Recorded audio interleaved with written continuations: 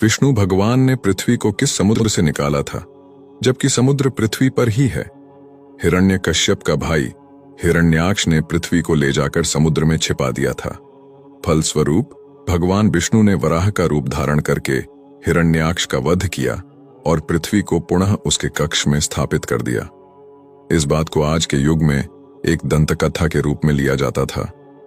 लोगों का ऐसा मानना था कि यह सरासर गलत और मनगढ़ंत कहानी है, लेकिन नासा के एक खोज के अनुसार खगोल विज्ञान की 2 टीमों ने ब्रह्मांड में अब तक खोजे गए पानी के सबसे बड़े और सबसे दूर के जलाशय की खोज की है।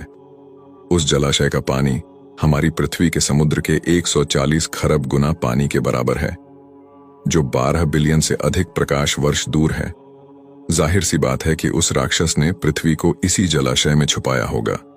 इसे आप भवसागर भी कह सकते हैं, क्योंकि हिंदू शास्त्र में भवसागर का वर्णन किया गया है।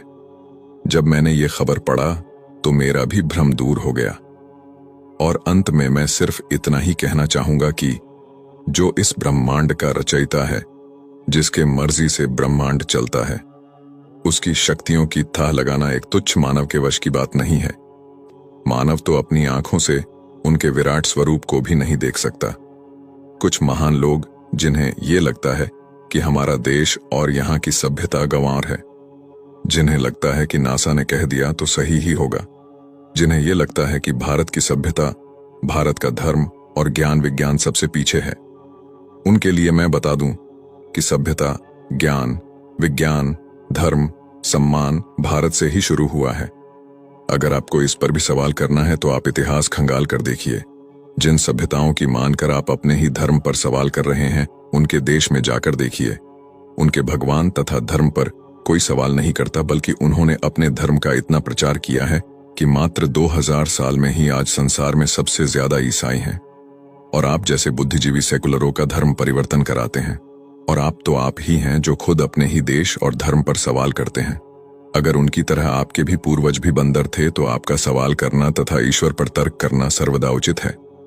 कौन होता है नासा, जो हमें यह बताएगा कि आप सही हैं या गलत? हिंदू धर्म कितना प्राचीन है, इसका अनुमान भी नहीं लगा सकता नासा। जब इंग्लैंड में पहला स्कूल खुला था, तब भारत में लाखों गुरुकुल थे और लाखों साल पहले 4 वेद और 18 पुराण लिखे जा चुके थे। जब भारत में प्राचीन राज प्रथा चल रही थी, तब ये लोग कपड़े पहनना भी नहीं जानते थे। तुलसीदास जी ने तब सूर्य के दूरी के बारे में लिख दिया था, जब दुनिया को दूरी के बारे में ज्ञान ही नहीं था। खगोल शास्त्र के सबसे बड़े वैज्ञानिक आर्यभट्ट, जो भारत के थे, उन्होंने दुनिया को इस बात से अवगत कराया कि ब्रह्मांड क्या है, पृथ्वी का आकार और व्यास कितना है। और आज अगर कुछ मूर्ख विदेशी संस्कृति के आगे भारत को झूठा समझ रहे हैं, तो उनसे बड़ा मूर्ख और द्रोही कोई नहीं हो सकता। दिन और रात का सही समय पर होना, सही समय पर सूर्य अस्त और उदय होना, पेड़ पौधे, अणु परमाणु तथा मनुष्य की मस्तिष्क की कार्यशैली का ठीक ढंग से चलना, ये अनायास ही नहीं हो रहा है। जीव के अंदर चेतना कहां से आता है, हर प्राणी अपने जैसा ही बीज कैसे उत्पन्न करता है, शरीर की बनावट उसके जरूरत के अनुसार ही कैसे होता है, बिना किसी निराकार शक्ति के ये अपने आप होना असंभव है। जय श्री राम, जय सनातन धर्म।